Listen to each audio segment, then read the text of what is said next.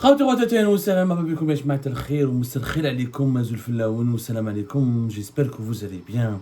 J'espère que vous vous portez bien. Rappelez-vous, je pense que ce dossier, c'est le dossier le plus mystérieux de la Nouvelle-Algérie de ces 5 dernières années. C'est le dossier politique et économique le plus mystérieux, le plus énigmatique, et c'est le dossier sur lequel il y a eu le plus de fake news, de mensonges, de désinformation et de manipulation. Il s'agit du dossier de la récupération de l'argent, des fonds volés par la Aïsaba, ce qu'on appelle la Aïsaba, la mafia politico-financière qui avait sévi à l'époque du régime de Bouteflika. Alors, l'ensemble des oligarques et des dirigeants politiques et militaires corrompus qui faisaient partie de cette Aïsaba, il y a le clan Bouteflika, des oligarques, des ministres, des premiers ministres, quelques généraux, des officiers importants de certains services de sécurité qui se sont enrichis de façon illicite en profitant de leur proximité avec le président de l'Aïs Bouteflika et de leur amitié et de leur alliance avec Saïd Bouteflika, notamment le frère cadet et le conseiller de l'Ambre, et qui était en quelque sorte le président bis, le deuxième président de l'Algérie, notamment de 2016 à 2019. Alors, en décembre 2022, Abdelmadjid Tebboune, le président algérien, a parlé de 20 milliards de dollars qui auraient été détournés par la Aïsaba de l'époque de Bouteflika. Ensuite, en janvier 2024, il y a eu d'autres chiffres. Les autorités algériennes, notamment Abdelmadjid Tebboune, avaient annoncé que l'État algérien récupérait l'équivalent de 30 milliards de dollars de biens appartenant aux anciens dirigeants et hommes d'affaires de l'époque de Bouteflika. Toujours l'Aïsaba. 30 milliards, les chiffres sont totalement contradictoires. En mai 2023, un autre chiffre était apparu, c'était 22 milliards de dollars. Ensuite, en décembre 2023, on parle de 30 milliards de dollars. On est passé de 20 milliards de dollars en décembre 2022 à 22 milliards de dollars en mai 2023 et 30 milliards de dollars en décembre 2023. De l'argent qui aurait été récupéré, parce que de l'argent qui a été récupéré, qui a été, comment dirais-je, de l'argent qui a été récupéré à la suite des enquêtes judiciaires et sécuritaires menées pour démanteler les fortunes, ou débusquer les fortunes cachées, les fortunes illégales, illicites et les biens mal acquis des membres de cette Aïsaba. Et par le temps, toutes ces informations sont complètement fausses. Pourquoi ? Parce qu'il y a en Algérie un fonds qui existe, qui a été créé par l'État algérien, je crois qu'en juin 2021, et dans ce fonds, c'est un compte spécial, c'est le fonds des avoirs et biens confisqués ou récupérés dans le cadre des affaires de lutte contre la corruption. Le numéro de ce fonds, c'est 302 152 3000. Ce fonds a été créé par l'article numéro 43 de l'ordonnance 2107 de la loi de finances complémentaire de 2021. Son rôle est d'enregistrer les recettes, en recettes les fonds confisqués par décision judiciaire définitive et les fonds récupérés de l'étranger, ainsi que le produit de vente des biens confisqués ou récupérés, et en dépense le règlement des frais liés à l'exécution des procédures de confiscation, de récupération et de vente, ainsi que l'appurement des dettes grevant les biens confisqués ou récupérés. C'est un compte spécial, ça fait partie de ce qu'on appelle les comptes spéciaux. Alors, dans les finances publiques, les États, ce n'est pas un cas propre à l'Algérie, ont ce qu'on appelle des comptes spéciaux. Les comptes spéciaux, c'est quoi ? C'est des sortes de fonds qui existent, dans lesquels le gouvernement ou l'État met de l'argent. Et cet argent, c'est où ça provient du paiement de certaines taxes, du paiement de certains impôts, ou provient de certaines opérations financières. Et ces fonds spéciaux, ces comptes spéciaux, sont censés servir, développer ou être dédiés à une thématique précise. Par exemple, il y a le fonds de développement du transport public, il y a le fonds national de l'eau, il y a le fonds pour les urgences et les activités des soins médicaux, il y a le fonds... il y a plusieurs types de comptes spéciaux. Il y a par exemple un fonds spécial destiné aux entreprises audiovisuelles. Et bien nous avons en Algérie un fonds spécial qui a été créé depuis juin 2021, de l'ordonnance 2021 et de l'ordonnance numéro 2107 à la loi de finances complémentaire pour 2021, depuis juin 2021, pour récupérer et recueillir l'ensemble de l'argent qui a été des recettes qui proviennent des opérations de confiscation des biens et de récupération de l'argent qui a été volé. Ça a été créé en juin 2021. Et ça, jusqu'à 2024, dans ce fonds, c'est écrit dans les... C'est enregistré, c'est bien noté, c'est écrit noir sur blanc dans les registres de comptabilité publique. On parle de comptabilité publique, hein, des comptabilités des agents publics, c'est la comptabilité de l'État. Il y a l'équivalent de 21 milliards 424 millions.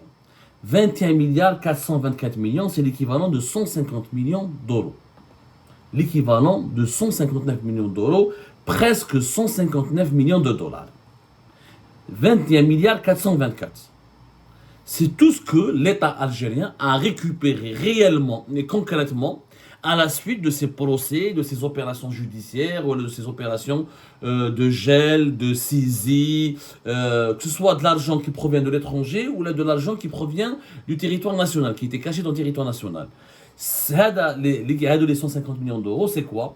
C'est essentiellement des biens immobiliers, des voitures, des hôtels, des bijoux, des comptes bancaires qui appartenaient à des hommes d'affaires, les Tahkout, les Ulmi, les Haddad, les Kouninef, les Benamor, l'ensemble de la Isaba, ce qu'appelle la Isaba, et des anciens ministres, des anciens premiers ministres, de quelques généraux. 150 millions d'euros, c'est tout. Mais qu'il n'y ait ni 20 milliards, ni 30 milliards, ni 40 milliards, ni rien du tout. Qu'il y ait juste 150 millions d'euros. Maintenant, mais quand on explique aux Algériennes et aux Algériens que les oligarques étaient des gros voleurs, que le clan Bouteflika était un clan mafieux, que la Isaba elle était extrêmement dangereuse, etc. Et qu'ils étaient des pourris, des véreux. Et quand on annonce 30 milliards de dollars d'argent qui a été confisqué, qui ont été récupérés par l'État algérien, où sont-ils ces 30 milliards de dollars? Puisque dans le fonds spécial consacré justement à la récupération, à la récupération de cet argent volé ou de ces fonds volés, eh ben, il n'y a que, encore une fois, l'équivalent de 150 millions d'euros. Je rappelle, c'est le fonds des avoirs et biens confisqués ou récupérés dans le cadre des affaires de lutte contre la corruption.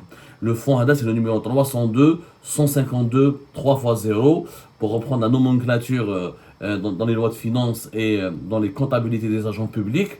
C'est des numéros d'identification à travers lesquels on peut retrouver le fonds pour connaître qu'est-ce qu'il y a dedans. Donc l'État est obligé de révéler, de faire preuve de transparence et de révéler les fonds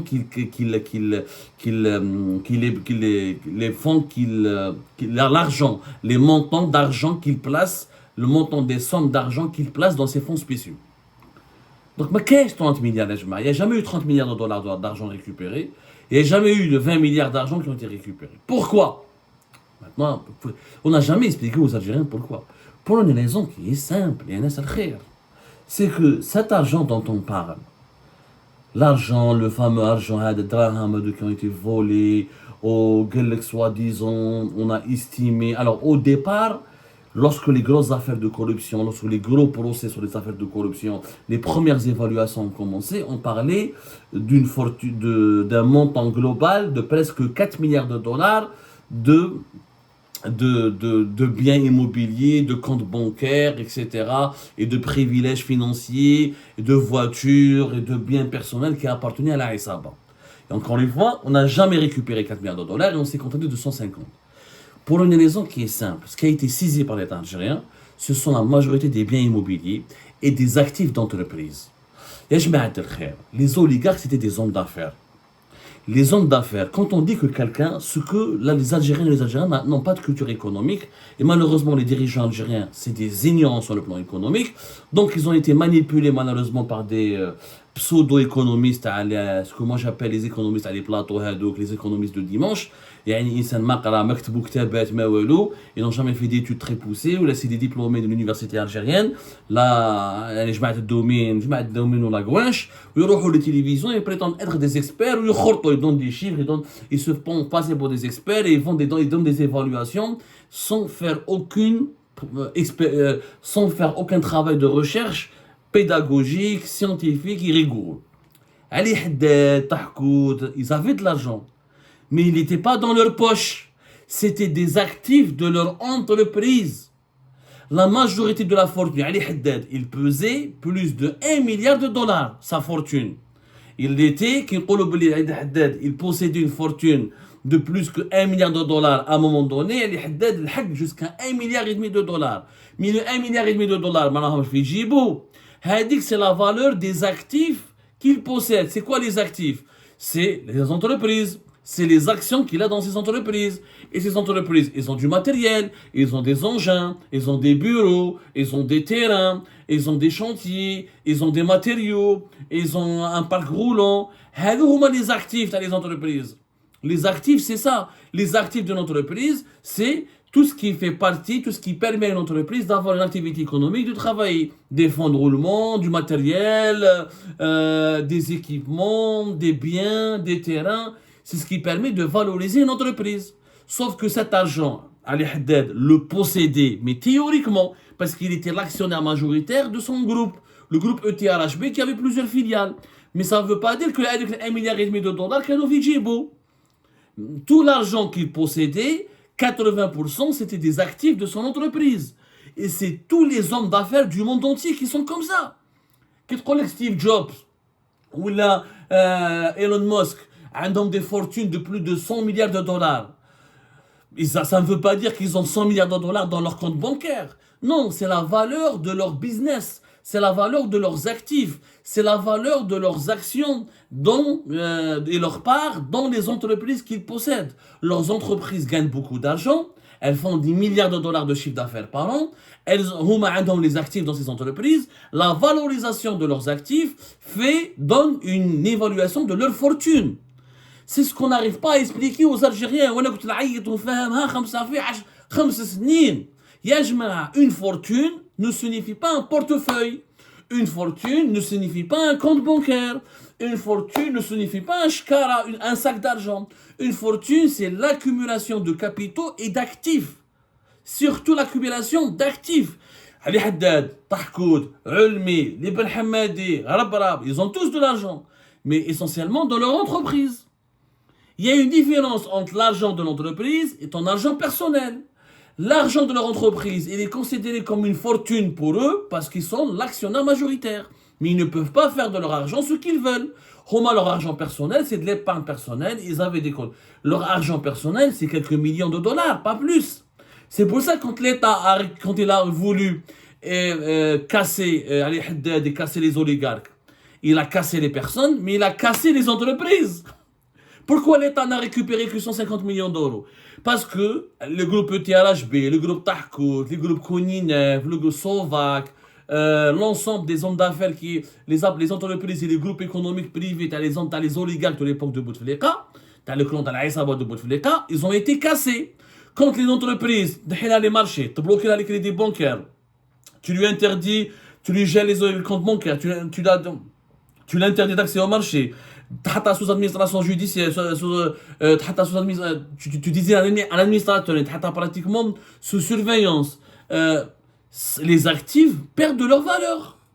On a cassé les groupes privés contre l'État algérien. Le régime post-Hirak, Milgaï Salah Tebboune, tellement il a cassé les entreprises privées, les oligarques de l'époque de Bouteflika, que ces entreprises ont perdu de leur valeur. ما عندك ما تبيع فيهم. T'as le tirage, تحينا الماتériel, t'as bloqué, تحينا les chantiers, ما تخليهاش تخدم. خلاص, ça n'a plus de valeur. Tu peux pas la vendre.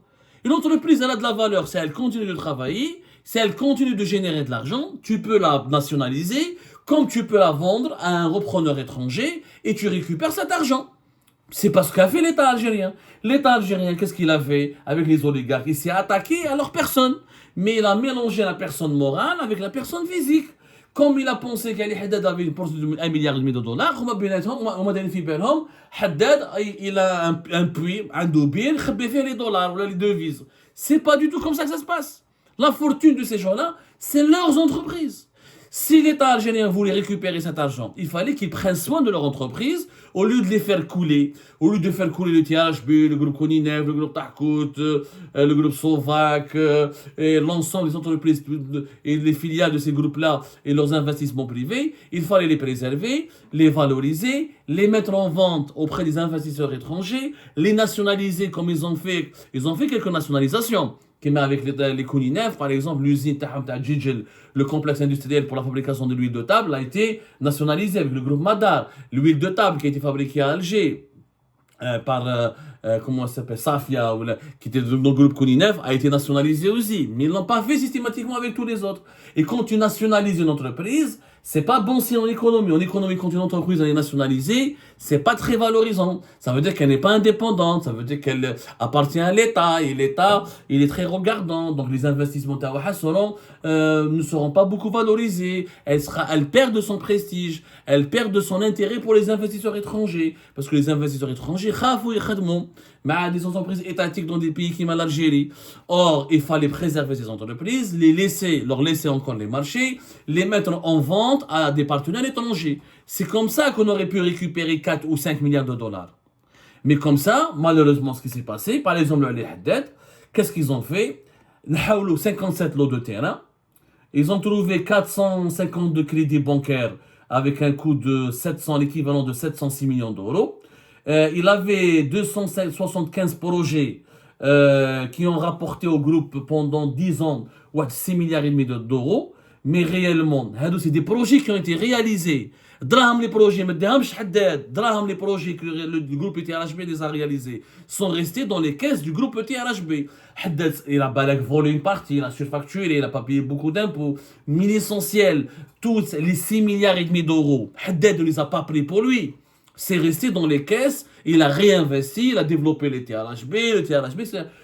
L'État, qu'est-ce qu'il a pris? Il a pris des biens immobiliers et 57 lots de terrain. Les crédits bancaires, c'est des crédits.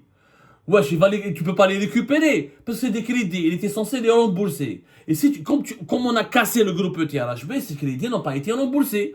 D'ailleurs, on dit que le groupe Haddad n'a jamais les oligarques n'ont jamais remboursé leurs crédits, c'est complètement faux. C'est complètement faux. Je défie, s'il y a une enquête sérieuse, il faut qu'il y ait une enquête sérieuse, on va comprendre et on va vérifier. Si on doit vérifier par A plus Z combien d'entreprises, combien d'hommes d'affaires algériens à l'époque de Bouteflika n'avaient pas remboursé ces crédits, il y a eu des crédits non remboursés, mais il y a eu aussi beaucoup de crédits qui étaient remboursés. C'est complètement faux, mais on n'a jamais cherché la vérité dans ce domaine-là. On a fait du populisme, on a fait de la diabolisation monstrueuse. On a diabolisé tous les hommes d'affaires, tous les oligarques, alors qu'on n'a pas compris qu'on aurait pu emprisonner les oligarques et on aurait pu garder leurs entreprises. En Russie, Poutine a emprisonné pas mal d'oligarques, mais il a récupéré leurs entreprises, ou il les a nationalisées, ou il les a revendues à d'autres oligarques, ou là il les a données à des sociétés étrangères, et les entreprises ont continué d'exister. Et c'est pour ça que l'économie russe, elle est plus prospère, elle est plus solide que l'économie algérienne. Les entreprises, on les a cassées, et à la fin, l'État, qu'est-ce qu'il a récupéré? Des voitures, qui oui, ils ont récupéré des voitures, des Mercedes. Mais donc, ça te rapporte pas 30 milliards de dollars. Ça te rapporte même pas 1 milliard de dollars. Ça t'a ramené 150 millions d'euros. Parce que c'est des propriétés qui sont en dinars, qui sont en Algérie. En Algérie, mais qu'est-ce des propriétés, mais qu'est-ce des villas 5 8 millions d'euros là. Et même, il y a Haddad, il avait une magnifique villa في البيار. Magnifique villa في البيار, dont la valeur était estimée à plus de... Donc là, quand il avait racheté, à l'époque, 3 millions d'euros, 5 millions d'euros, ça fait aller. Mais c'est 5 millions d'euros, pas plus. Mais c'est 5 milliards ou 6 milliards. La richesse de l'Haddad, c'était son entreprise. La richesse des Kouninef, c'était le groupe KOGC. La richesse de Tahko, c'était le groupe Tahkout. Après, ces oligarques avaient des biens étrangers. Mais l'État algérien n'a rien pu récupérer. Et même les hôtels qui sont à l'étranger, les appartements qui sont à l'étranger, c'est pas beaucoup d'argent. Chef de Dubaï, les révélations de Dubaï, sur le Wikileaks, les fameuses révélations sur les propriétés immobilières et les biens mal acquis à Dubaï. Les Algériens ont investi et ils possèdent pour l'équivalent de 650 millions de dollars. C'est pas 6 milliards de dollars. Oui, les oligarques, ils ont investi à l'étranger, mais quand on calcule tous les biens qu'ils avaient achetés à l'étranger, ça ne dépasse pas le milliard de dollars. Donc, il n'y a jamais eu de 20 ou de 30 milliards de dollars qui ont été volés. Jamais eu. Il n'y a jamais eu. Je parle volé en termes de fonds propres. Il y a eu 20 ou 30 milliards de dollars qui ont été dépensés pour développer les groupes privés ou pour leur donner des avantages fiscaux et parafiscaux. Mais ce n'est pas du vol. Cet argent n'est pas parti dans leur poche. Il a servi à développer leur entreprise. Leur entreprise ont créé des emplois. Et ils ont nourri des familles. Ils ont payé des impôts. Ils ont développé des projets. Allez, Haddad, il a construit. دراهم اوكي 6 مليار et demi de dollars mais بدا الجروب تي ار اش بي لا تريمي تاع اديس ابيبا في الجي سيتي الجروب تي ار اش بي il y a pas mal de ronds-points et de routes qui ont été construits par le groupe TRHB. Slovaque حب يدور كرانا il a fait une usine في غليزان il a fait des agences commerciales جاب خدم خدامين دخل فولكس فاجن en Algérie تحكوت il a fait une usine في تيالت elle est bien pas bien mais ces gens-là ont investi. Oui, ce sont des mafieux, des corrompus, mais ils ont investi. Ils se sont enrichis, ils ont pris une partie dans leur poche, mais une grosse partie est restée dans leur entreprise. Et c'est ce qu'en Algérie, on ne veut pas comprendre. Il n'y a pas eu la fortune d'une personne, ce n'est pas ce qu'elle a dans ses poches, c'est la valorisation des actifs qu'elle possède. Des actifs immobiliers, mais aussi et surtout des actifs financiers et économiques. Il y a des parts et des actions dans des entreprises qui génèrent des chiffres d'affaires, qui génèrent des revenus et qui génèrent des bénéfices. C'est ça la fortune d'une personne. Parce que quand il a des bonnes actions dans des entreprises qui marchent bien, il peut revendre ses actions, il peut s'enrichir, il peut gagner de l'argent. Mais ça, on ne veut pas le comprendre. On s'entête à ne pas le comprendre. Parce qu'en Algérie, on a fait quoi? Une chasse aux sorcières. On a voulu égorger, sacrifier ces oligarques pour calmer la colère de la population. On les a utilisés pour des boucs émissaires. Pour dire, si tout va mal en Algérie, c'est à cause d'eux. Si l'Algérie ne s'est pas développée, c'est à cause des oligarques. Si l'Algérie va mal, elle est dépendante au niveau des importations, c'est à cause des oligarques. C'est complètement faux. Ce ne sont pas les oligarques qui ont écrit les lois, qui désignaient le président, ou là qui désignaient les premiers ministres, c'est complètement faux. Ils ont profité, ils avaient des privilèges, ils avaient des avantages, quelquefois des avantages exagérés, excessifs, qui violaient l'intérêt général, quelquefois c'était pas du tout exagéré, c'était justifié, et il y avait un véritable gain, il y avait un véritable bénéfice, puisqu'il y avait des emplois qui étaient créés, des richesses qui étaient créées. Mais voilà le processus de diabolisation, il nous a mené où? Le populisme dans la gestion des affaires économiques et la politisation de la gestion des affaires économiques nous a mené vers un échec total de la récupération des fonds volés de la SABA. C'était 150 millions de dollars, pas plus, 150 millions d'euros. 150 millions d'euros, même pas 160 millions, même pas 160 millions de dollars. Il n'y a jamais eu de 20, ni de 30, ni de 3, ni de 4 milliards de dollars. Tout ça, c'est que du mensonge. Et le populisme, c'est la pire des catastrophes, Ejma. C'est pire que la corruption et la mauvaise gouvernance. Le populisme est très dangereux.